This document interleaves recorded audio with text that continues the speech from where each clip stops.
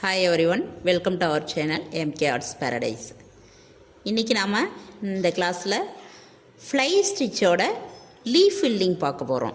அதாவது leaf filling, fly stitch leaf filling அப்படி சொல்லிக்கலாம். இது வந்து நம்ம என்ன பண்றோம் அப்படினா fly stitchக்கும் இதுக்கும் சின்னதா ஒரே ஒரு வித்தியாசம் மட்டும்தான். fly stitchக்கு நாம அடுத்த ஃப்ளை போகும்போது நம்ம செயின் போட போகிறோம். இதுக்கு அந்த செயினை கட் பண்ண போகிறோம், நெருக்கி போட போகிறோம், அவ்வளோதான் வித்தியாசம். இப்போ பாருங்கள், லூப்பை எடுத்துட்டு அதே 3 லைன்ஸ் தான் பட்டன் ஹோல் போடுறோம். அப்படியே இந்த சைடு மேலே ஒரு பட்டன் ஹோல், கீழே ஒரு பட்டன் ஹோல், ரெண்டும் ஒரு இடத்துல லாக் ஆனதுக்கப்புறம் ஒரு சின்ன லாக் போட்டுக்கிறோம். இந்த லாக் போட்டதுக்கப்புறம் பார்த்தீங்கன்னா இப்படி நெக்ஸ்ட்டு லீஃப் போடும்போது நம்ம ஒரு செயின் வந்து எக்ஸ்ட்ரா போடுவோம் அந்த ஃப்ளை ஸ்டிச்சுக்கு.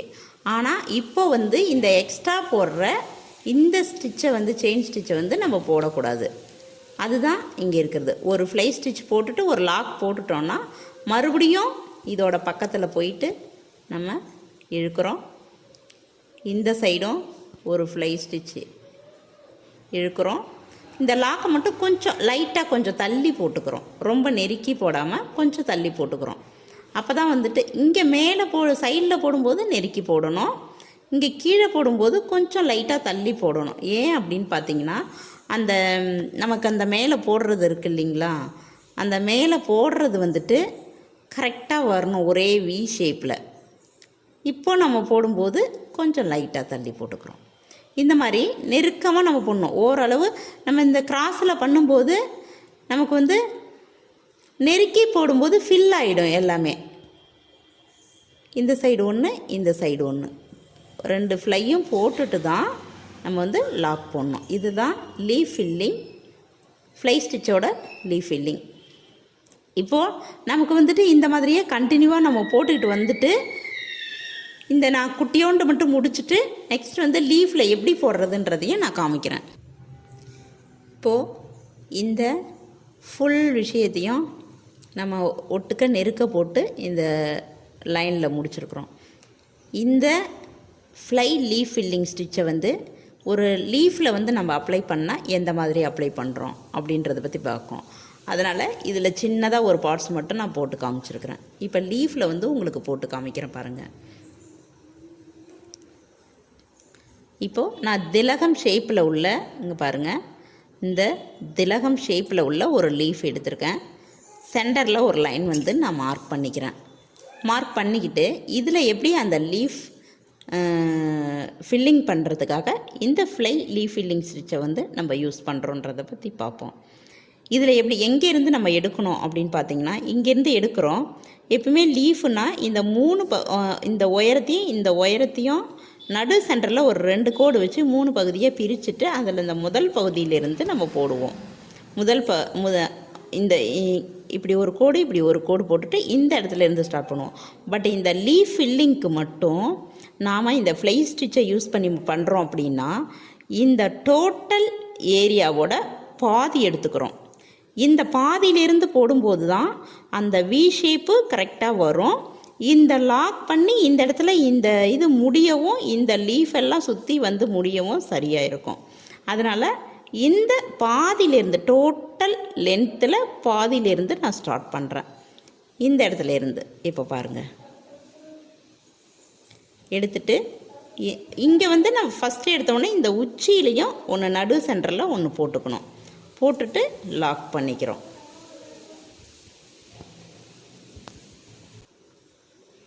இப்போது நடு சென்டரில் போட்டுட்டு லாக் பண்ணிடுறோம். பண்ணிவிட்டு 2 சைடுலேயும் நம்ம என்ன பண்ணணும்னா ஃப்ளை வந்து நம்ம யூஸ் பண்ணுறோம். இந்த ஃப்ளை யூஸ் பண்ணும்போது உங்களுக்கு வந்து இந்த பட்டன் ஹோல் ஸ்டிச்சு யூஸ் பண்ணி தான் நம்ம இதை பண்ண போகிறோம்.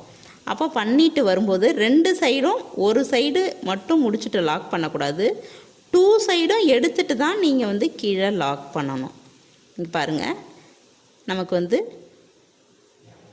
இந்த இடம் வந்து சிக்கும்போது நம்ம எப்படி எடுக்கணும்னா, இப்போ எடுத்துட்டேன், இதை மறுபடியும் இழுத்துட்டோம்னா வரக்கூடாது. இந்த இடத்துல குட்டியாக சின்ன லூப் இருக்குது பாருங்கள், இந்த லூப்பை வந்து இப்படி லைட்டாக விரலால் லைட்டாக நம்ம எடுத்து விடணும். விட்டதுக்கப்புறம் இந்த மாதிரி எடுத்துட்டு திரும்ப நம்ம யூஸ் பண்ணணும்.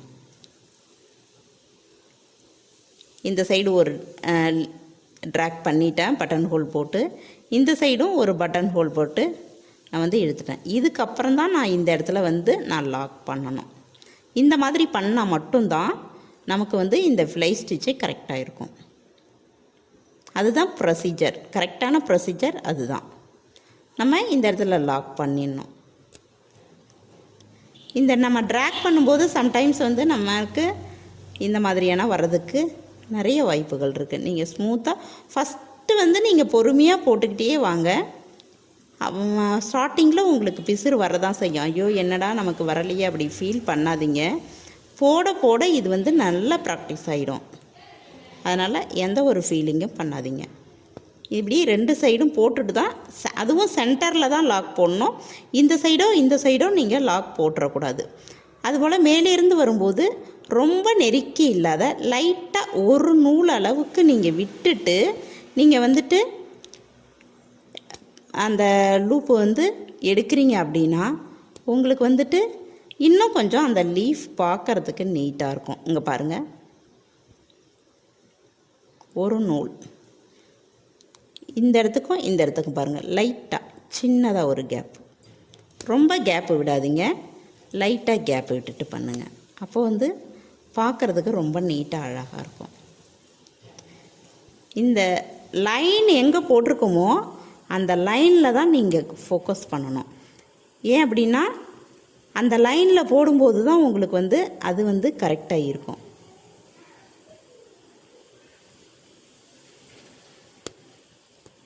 இப்படி இழுக்கும்போது இங்கே பாருங்கள், இங்கேருந்து ஒரு நூல் விட்டுருச்சு.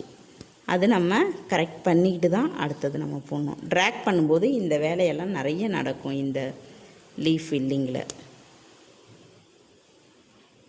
இப்போது இந்த மாதிரி சின்ன சின்ன மிஸ்டேக் வந்துச்சுன்னா அது அந்த இடத்துல லாக் கொடுத்துட்டு நம்ம அடுத்தது ஸ்டார்ட் பண்ணும்போது உங்களுக்கு வந்து ஃப்ரீயாக ஃப்ரெஷ்ஷாக கரெக்டாக வந்துடும். இப்போது லாக் பண்ணுங்கள். இந்த மாதிரி இந்த ஒவ்வொரு இடத்துலையும் முடிச்சுட்டு லீஃபை கடைசியாக பாருங்கள் எவ்வளோ அழகாக இருக்குது அப்படின்ட்டு காமிக்கிறேன். இப்போது லாஸ்ட்டாக நம்ம வந்துட்டோம்.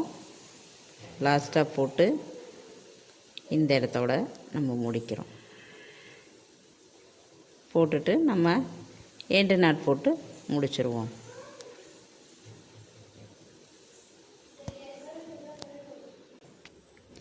இப்போது இந்த லீஃபை ஃபுல்லாகவே ஃபில் பண்ணி நாம் முடிச்சிட்டோம். இதுக்கு நம்ம வந்து ஜரியால் அவுட்லைன் கொடுக்கலாம், த்ரெட்டாலேயும் அவுட்லைன் கொடுக்கலாம். இல்லை நம்ம அவுட்லைன் கொடுக்காம இப்படியேவும் ஃப்ரீயாகவும் விட்டுறலாம். இந்த இடத்துல நம்ம பார்த்திங்கன்னா சென்டரில் இது வரைக்கும் ஒரு 3 பீடு வச்சும் நம்ம செய்யலாம். நம்மளோட விருப்பம்தான், எப்படி வேணுனாலும் நம்ம இந்த லீஃபை வந்து டெக்கரேட் பண்ணலாம். பட் ஃபில்லிங் மெத்தடு இதுதான். நம்ம வந்து லீஃப் ஃபில்லிங்கில் வந்து இந்த ஃப்ளை ஸ்டிச் வச்சு பண்ணும்போது இவ்வளோ தான் ப்ரொசீஜர். இப்போ பாருங்கள், உங்களுக்கு அழகாக நீட்டாக லீஃப் கிடச்சிருச்சு.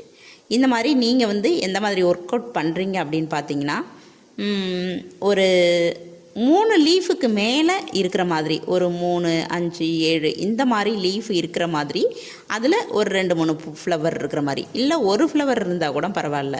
இந்த மாதிரி நீங்கள் ஒர்க் அவுட் பண்ணுங்கள். அப்போ தான் அது வந்து நிறைய இந்த ஃப்ளவர்ஸ் இருக்கிறத விட லீவ்ஸ் நிறையா இருக்கிறத எடுத்துக்கோங்க. அப்போ தான் நிறைய வந்து ப்ராக்டிஸ் ஆகும் உங்களுக்கு. அது சர்வசாதாரணமாக உங்களுக்கு வந்து வரும். இப்போது ஃப்ளை லீஃப் ஃபில்லிங் ஸ்டிச்சுக்கான உங்களுக்கு ஷேப்ஸ் என்னன்னு பார்த்தீங்கன்னா, இப்போது இந்த 3 லைன் போட்டு நான் ஃபஸ்ட்டு ஸ்டார்டிங்கில் இந்த ஸ்டிச்சு எப்படின்றத போட்டிருப்பேன். இதில் நீங்கள் ஒர்க் அவுட் பண்ணுங்கள். அடுத்தது இந்த திலகம் ஷேப்பில் நான் வந்து லீஃப் ஃபில்லிங்காக உங்களுக்கு எப்படி போடுறதுன்றதை காமிச்சிருப்பேன். இதுலேயும் ஒர்க் அவுட் பண்ணி பாருங்கள். அடுத்தது இந்த லீஃப்லேயே நமக்கு வந்து இந்த சைடும் இந்த சைடு 2 சைடுமே ஷார்ப்பாக இருக்கக்கூடிய லீவ்ஸ் இருக்குது. இந்த மாதிரி லீவ்ஸ் இருக்கும்போது நீங்கள் இப்போ இந்த திலகத்துக்கு பார்த்தீங்கன்னா நான் சென்டர்லேருந்து எடுக்க சொல்லியிருப்பேன். ஆனால் இந்த மாதிரி ஷார்ப்பாக இருக்கிறதுக்கு பார்த்தீங்கன்னா நீங்கள் சென்டர்லேருந்து எடுக்கிறத விட சென்டருக்கும் இன்னும் கொஞ்சம் கீழே இந்த இடத்துலேருந்து நீங்கள் எடுக்கணும். அப்போ தான் உங்களுக்கு வந்து அந்த கடைசியாக வந்து முடிக்கும்போது இந்த இடத்துல எடுக்கணும். அப்போ தான் நீங்கள் கடைசியாக முடிக்கும்போது இந்த ஷார்ப்பில் கொண்டு போய் நீங்கள் முடித்தா அது ஃபினிஷிங் நல்லாயிருக்கும். அடுத்தது இந்த ஸ்கொயர் ஷேப், இதுக்கு வந்து நீங்கள் இந்த சென்டரில் எடுத்துக்கிட்டாலே போதுமானது. இவ்வளோ தான் இதுக்கான ஷேப்ஸு. இதை நீங்கள் ஒர்க் அவுட் பண்ணி பார்த்துட்டு அதுக்கப்புறமா இதுக்கான டிசைன்ஸ் என்னவோ நீங்கள் எடுத்து ஒர்க் அவுட் பண்ணி என்னோடய ஸ்டூடெண்ட்ஸ் வந்து குரூப்பில் அனுப்பி விடுங்க. வியூவர்ஸ் வந்து பார்த்துட்டு வீட்டில் ஒர்க் அவுட் பண்ணுங்கள். உங்களுக்கும் இன்னும் நிறைய பேருக்கு உங்களுக்கு இதெல்லாம் கற்றுக்கணும், இதெல்லாம் நம்ம பண்ணணும் அப்படின்ற இன்ட்ரெஸ்ட் இருந்துச்சு அப்படின்னா இந்த ஸ்க்ரீனில் தெரிகிற நம்பருக்கு வாட்ஸ்அப் ஆர் கால் பண்ணுங்கள், ஜாயின் பண்ணுங்கள். தேங்க்யூ.